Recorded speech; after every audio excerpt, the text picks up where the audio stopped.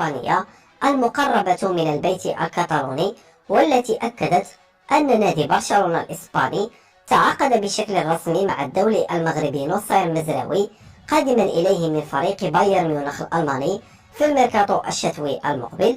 أصدقائي الأعزاء بدون إطالة نمشيو دايركتومون وندخلو في التفاصيل.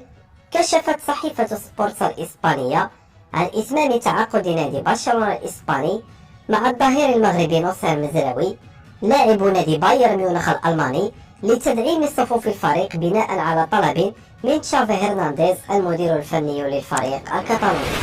وذكرت صحيفة سبورتس الإسبانية أن برشلونة أتم بالفعل التعاقد مع اللاعب المغربي وسوف يعلن عن الصفقة في يناير القادم، بعدما أصبح يطالب نصير مزراوي إدارة فريقه الألماني بالمشاركة كرسمي أو الرحيل عن الفريق على شكل إعارة.